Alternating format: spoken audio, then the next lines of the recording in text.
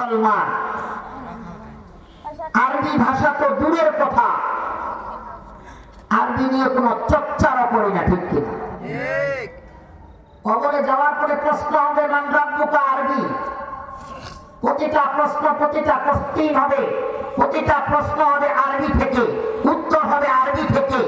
যদি বলি আরবিতে কয়দিন প্রাইভেট পড়েছ, হাতে গোনা একজনও পাওয়া যাবে। যদি বলি যে কয়জন কোরআন পারো, এখানে যতগুলো মুসলমান আছে, আমি যদি বলি জান্নাতের সার্টিফিকেট, এটার নাম কি? যদি পারো এই সার্টিফিকেট সহি মতো পড়তে পারো কারা কারা?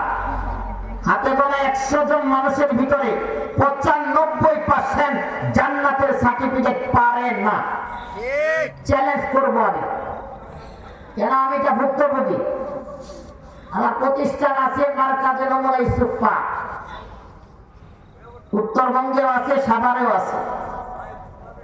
এখানে বয়স্ক মানুষরা আসে দিন শিখে, রিক্সা চালকরা আসে দিন শিখে, এমপিরাও আসে দিন শিখে, আর্মি, বিডিআর, সেনাবাহিনী, পুলিশ, চেয়ারম্যান, মেম্বার, নেতা খেতা সব আসে আমার কাছে। আমার ছাত্রের অভাব নাই বাংলাদেশে। আইসা আইসা রুকু তাসবিহ শিখে। বর্তমানে বাংলাদেশের ভিতরে 100% মুসলমানদের ভিতরে 95% মুসলমান কালিমা পারে না। 5% মানুষ কালিমা পারে, এটাও দুভাগ। 3% একদিকে, 2% একদিকে। 3% মানুষ কালিমাতুত তাইয়্যিবা পারে কিন্তু ভুল করে। 2% মানুষ কালিমাতুত তাইয়্যিবা পারে, সহি মতো পড়তে পারে। এরা কারা? এরা হয় ছোটকালে মাদ্রাসায় পড়ছে, নাই দাওয়াতের তাবলীগের সাথে টাইম দিছে, নাই কোনো ইমাম সাহেবের সাথে মহব্বত লাগায়া কালিমাতুত তাইয়্যিবাটা শিখছে।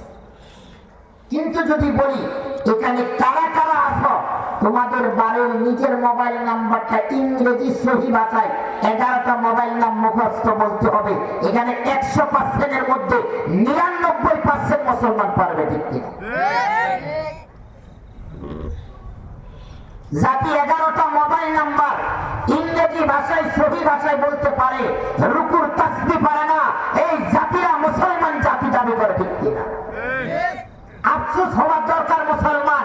আমার মুসলমানের ঘরে জন্ম, আমার বাবা মুসলমান, আমার দাদা মুসলমান, আমার সারা জাহানের মুসলমান, এদেশের মুসলমানের কান্ড্রিতে আমার জন্ম।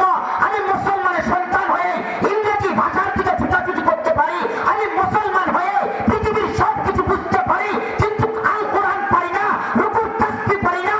এটা আফসোস ছাড়া আর কিছু না, ঠিক কিনা? কষ্ট হওয়ার দরকার মুসলমান, ডোকরে কাটার দরকার মুসলমান। সালাম সহি মতো পারো না, রুকুর তাসবিহ পারো না, সিজদা তাসবিহ পারো না, কালিমাতুত তাইয়্যিবা পারো না, আরবি শব্দ পারো না, কোরআন তেলাওয়াত পারো না। হে মুসলমান জাতি, কি জবাব দিবা, কি হিসাব দিবা, কি আল্লাহর কাছে কৈফিয়ত করবা? তোমাদের আফসোস হয় না, তোমাদের কষ্ট লাগে না? তোমাকে কবরে যেতে হবে। এই দুনিয়াতে এসেছি কয়েকদিনকার জন্য। সবাইকে যদি জন্ম তারিখ থেকে পারো, সবাই বলবে আমরা জন্ম তারিখ পারি, ঠিক কিনা? মৃত্যু তারিখ কারা কারা পারো, কেউ বলতে পারবা? এই দুনিয়া পাঠাইছে আল্লাহ, কখন নিয়ে যাবে কোন গ্যারান্টি নেই। এই দুনিয়া পায় আমরা ভুলে গেছি, যা মনে করতেছি life is not rose. Allah পাক বলছে কুল্লু নাফসিন যায়কাতুল মাউত, গেট কনসিডারস নো টাইম, ইহদিনাস সিরাতাল মুস্তাকিম বাট ইনস্ট্যান্ট। কি করবা? আল্লাহ তাআলা একদিন এক টাইমে তোমাকে নিয়ে চলে যাবে। 40 দিন, 50 দিন, 50 বছর, 60 বছর, 100 বছর, 150 বছর, এর উপরে বাঁচতে পারবা? তোমাকে যেতে হবে রবের ঘরে। কিসের বাহাদুরি, কিসের তাকাব্বুরি, কিসের অহংকার? কিছুই থাকবে না। কালা ধোলা, ল্যাংড়া খোড়া, সুন্দর বেটি, টাকাওয়ালা গরিব, রিক্সাওয়ালা টুকাই, সবার ঠিকানা কোথায়? 3.5 হাত জায়গা। পোশাক এক, ভাষা এক, ব্যবহার এক, আচার এক, জায়গা এক, ঠিকানা এক, দাঁড়ানো এক, চাওয়া এক, কথা এক, বার্তা এক, রব এক, রসুল এক, ঠিক কিনা? কিসের তাকাব্বুর? আল্লাহ খাওয়াই না? সুলাইমান আলাইহিস সালাম খাওয়াইছে 3 মাস ধরে, খানা পাকাইছে। আল্লাহর কাছে বলছে, আল্লাহ আপনার সমস্ত মাখলুককে আমি খাওয়াবো। কিতাবুল হায়াতুল হাইওয়ানে আছে কথাগুলো, 5 খন্ড একটা কিতাব। আল্লাহ পাক বলছে পারবা না? পারবো। 6 মাস ধরে খানা পাকাইছে। এক নদীর মাছ আসছে দাওয়াত গ্রহণ করতে, বলছে সুলাইমান খানা কই? ওই যে খানা খাও। রুমে গেছে, মুখটা হা করছে, 6 মাসের খানা 1 লুকমা হয়ে গেছে। আয়সা কয় আর খানা কই? মানে খানা তো ঘোড়া আছে। অর্ণ ওই নাই, খানা নাই, আমি 1টা লুকমা খাইছি, সব ফিনিশ। তোমাকে কি কর? যাই দেখছে সব জিরো। মাছ, নদীর মাছ বলেছে, হে সুলাইমান, আল্লাহ আমাকে 3-3 খানা খাওয়ায়। সকালে 3 লুকমা, দুপুরে 3 লুকমা, রাত্রে 3 লুকমা। 9 লুকমা আল্লাহ তাআলা খানা খাওয়ায় পেট তৃপ্তি করে। তৃপ্তি অনুযায়ী আল্লাহ আমাকে খানা পৌঁছায়। মানুষকে বানাবার আগে 500 বছর আগে বান্দার রিজিক পাঠাইছে। যত কারাকারি ঠেলাঠেলি করো, আল্লাহ যতটুকু তোমার তকদিরে লিখে রেখেছি অতটুকুই তুমি পাবা, অতটুকুর মালিক তুমি হবা, আর কিছু না। এই যে সুলাইমান নবী কখনো কল্পনা করি নাই যে আল্লাহ আমাকে দামে গাড়িতে উঠাবে, আল্লাহ কাবার মেহমান বানাবে, আল্লাহ আমাকে বাংলার জমিনে চমকাবে। কখনো কল্পনা করি নাই। কল্পনা করি নাই যে এত হাদিয়া পাবো। এখন মানুষ চাই যে টাকা নেন, তারিখ দেন। কত নিবেন আপনি তারিখ দেন।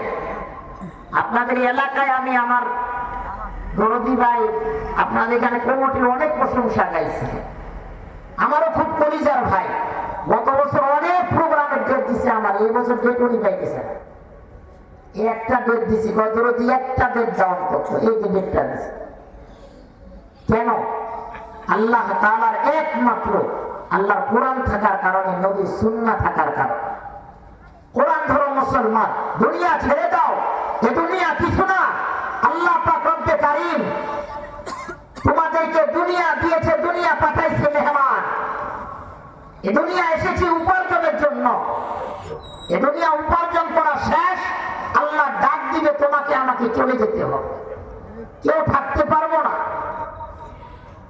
মনে পড়ে যেমন আরেকটা প্রমাণ, আমি যখন মাদ্রাসায় ভর্তি হই, যখন এই মাদ্রাসায় ভর্তি হওয়ার জন্য আমার আব্বা আমার আম্মা মেহনত করে, তখন আমার গ্রামবাসী, আমার বাড়িতে ঠাকুরগা, বেশিক্ষণ লাগে না যাইতে, মাত্র ঠাকুরগা থেকে চললে 12টা ঘন্টা লাগে ঢাকায় আসতে। এত কাছে দেখা যায় ঠাকুরগা, অনেক দূর। আমার নিজের মানুষগুলো আমাকে বলছে, মানুষ ছোট মানুষের করে কি করবে, কি করবো সে?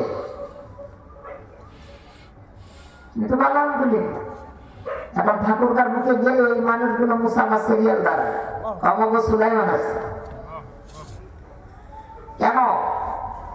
আর কখনো স্কুলের বারান্দায়, কলেজের বারান্দায় যাই নাই বাজার, আসো কোন সন্তান আসো, 5 মিনিট ওনার বল আরবি থেকে কথা বলবা, ইংরেজি থেকে কথা বলবা, উর্দু থেকে বলবা, ফার্সি থেকে বলবা, বাংলা থেকে বলবা, আসো। আলহামদুলিল্লাহ, কোন দিক থেকে আল্লাহ কমতি দেয় নাই,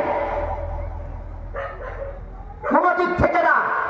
একজন দাওরা হাদিস পাস করতে ওরা একজন তলবে এলে আল্লাহ না খায় রাখে নাই। শেষ দাওরা হাদিস চাকরির জন্য অপেক্ষা। আসো আমার মাদ্রাসায় চাকরি করো, ঘুষ নাই, সুদ নাই, কিচ্ছু নাই।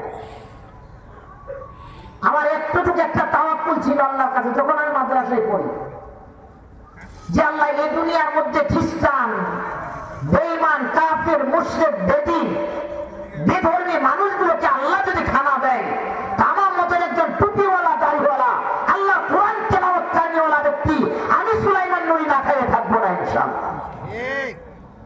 আল্লাহ খাওয়াইতেছে, পড়াইতেছে, নিয়ে বেড়াইতেছে। এবছর আমার আগে যেমন আমার কলিজার টুকরা বড় ভাই কথাগুলো বললো যে এবার 90 জায়গায় উনি খানা খাইছে। আমি যদি ছোটখাটো মাহফিল গুলো রাখতাম তো 300-350 মাহফিল রাখতে পারতাম। এলোমেলো করার পরেও তারপরে মনে 100 পার হয়ে গেছে মাহফিল। আমি ডায়েরি বুক দিই না, আপনাদের এলাকার কৃতি সন্তান আমার খাদিম যিনি করে, আমি মক্কায় গেছি উমরাতে, সব তারিখগুলো বুক দিয়ে দিচ্ছে, আয়া দেখি সব ডায়েরি পেলাম। আপনাদের এলাকার সন্তান আমার সাথে থাকে। আল্লাহ তাআলা বলছে দুই ছেড়ে দাও, দুনিয়া ছেড়ে দাও, আখিরাত ধরো, আল্লাহ দিয়ে দিবে। এই জন্য আল কোরআন ধরো, নবীর সুন্নাহকে ধরো। ব্যবসা করো, বিপদে আসো, আপদে আসো, মুসিবতে আসো, সব পৃথিবী ত্যাগ করে দাও। কোন পিসাবের খানকায় দৌড়াও, ছেড়ে দাও। কোন নেতার পিছনে বেরাও, ছেড়ে দাও। যতটুকু আদায় করবা তোমার পিতা মাতার খেদমত করো। মায়ের কাছে দোয়া নাও, বাবার কাছে দোয়া নাও। বাপ মা দোয়া করতে দেরি, রব্বে কারীম কবুল করতে দেরি না। ঋণগ্রস্ত হয়েছ, মার কাছে দোয়া নাও। মা দোয়া করতে দেরি, ঋণ পরিশোধ হইতে দেরি না। দোয়া শিখে নাও, আল্লাহুম্মা কফিনি বিহালালিকা আন হারামিক ওয়াগনিনি বিফাদলিকা আম্মান সিওয়া। দোয়া পড়ো, মায়ের খেদমত করলো। আল্লাহ তাআলা বলে তোমার ঋণ কেমনে পরিশোধ হবে তুমি বিন্দু মাত্র টের পাবা না। নেনেওয়ালারও মালিক, নেনেওয়ালারও মালিক কি? জোরে একটা ডাকবেন না, সে কে? আমাদের স্রষ্টার নাম কি? আমাদের মালিকের নাম কি? আমার খোদার নাম কি? আল্লাহ। এই আল্লাহ তাআলা তাবেদারি করো। রাসূল আকরাম সাল্লাল্লাহু আলাইহি সাল্লাম